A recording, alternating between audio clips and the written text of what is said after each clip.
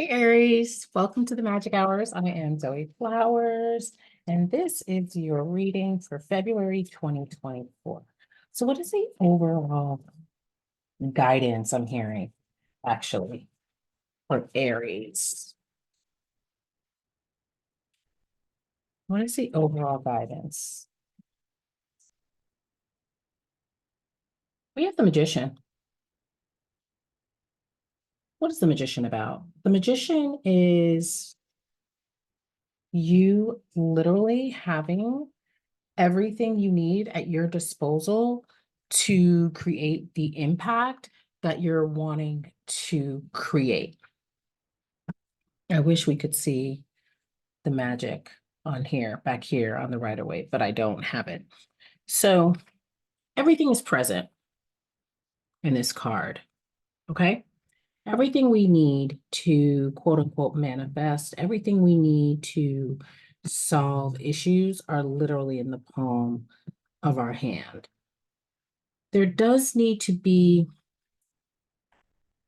some balancing and some understanding of the actual power that you have, the actual power that you wield. And February could be a very important month for you, transmission wise, especially after the 14th, because you may start to actually come into your power.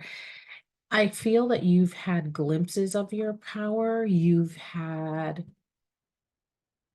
you've had glimpses of it, you've gotten close to it, you've felt it, but you haven't let yourself be carried away with your own power.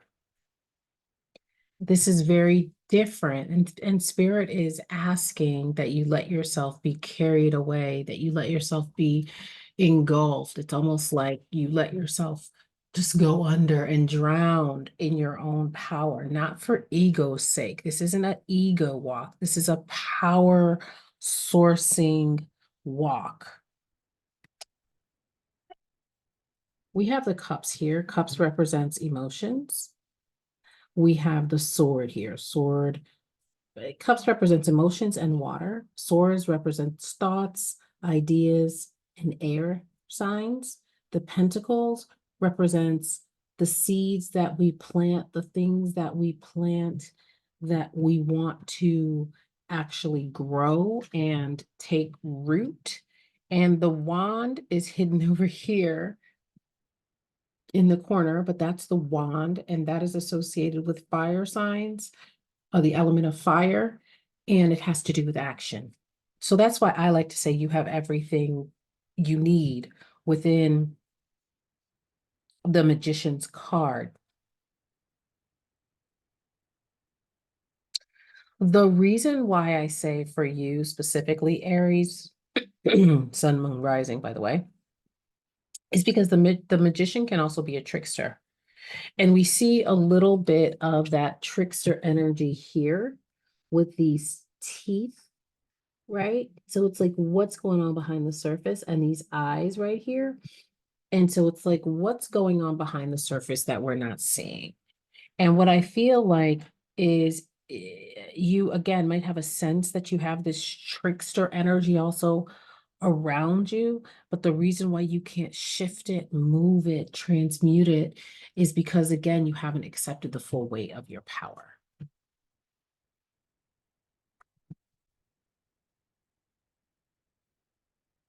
The full potential. February is a month for you to really hone in on your potential. Now, it's interesting that we have focus on children, and it says pregnancy, birth, adoption. Oh, wow. Now, this is interesting. And connect with water. And I said, allow yourself to be engulfed with water. And this says ocean, water, spirits, and hydrate. So that's the vibe on that. And even when we think about birth and children, right? And there's the water in the background.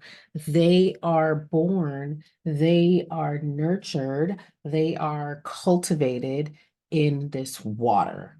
And so what I feel here for you with this focus on children, I mean, that could be literal for some people. If you're actually wanting to bring a child into the world, this is like your sign, like you have all of the things ready to do that. You just need to step into your power. But you could also be birthing yourself and focusing on your inner child, because perhaps your inner child, whatever separated you from your power, or not separated you from your power, but made your power inaccessible to you in the ways that you want it to be, could have been something that happened in your childhood. Okay. And so connecting with water, spiritual baths in particular, going to the ocean if it's not freezing, like where it is where I am, and you can actually do that. These things will be very helpful. Again, to cleanse these heavy energies, these trickster energies. And look, even here, we've got like children, like these are like kids.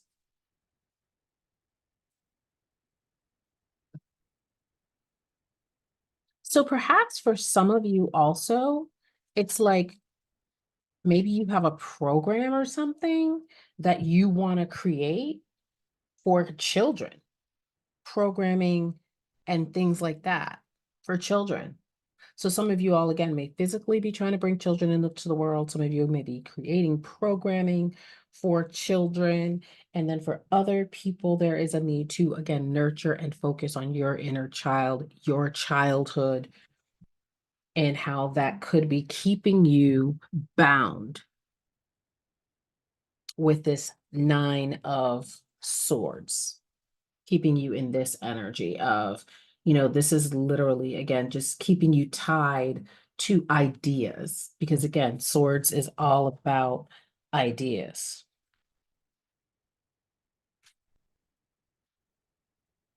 What else do I have? There's nothing here. What else do we have for Aries, Sun, Moon, Rising for the month of February? Oh, wow. Holy smokes. I don't hate it. I don't hate it. We end at the 10 of Pentacles. Now, isn't that funny when I talked about the inner child and the focus on children? This card is like a card of legacy, actually. And who, if we have children, carries on the legacy, at least in theory, right? It's children, it's young people. So, if again, forwarding this legacy is something that's important to you, clear away this clutter, parcel your energy together. That is not a right word. Parcel is not a right word. Corral your energy together and all of the things that make you you, and get moving on it.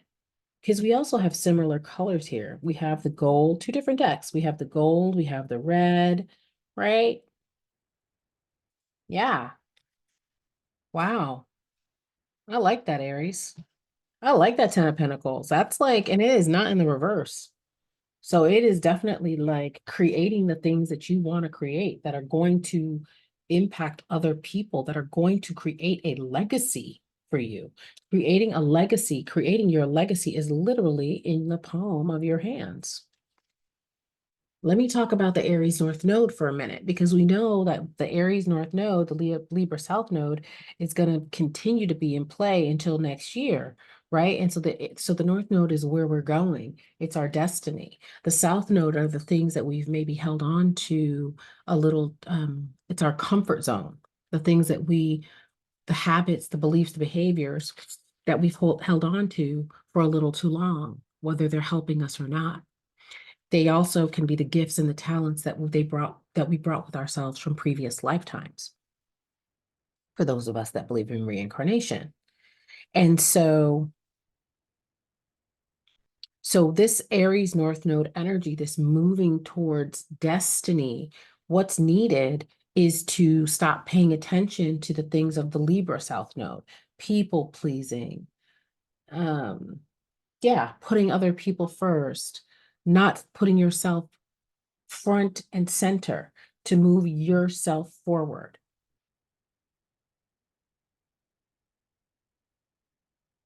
So really living into that Aries North Node energy can also propel you forward. It's okay to be selfish because this is card number 1, right? So not only is it a new beginning, Aries rules the first house in astrology.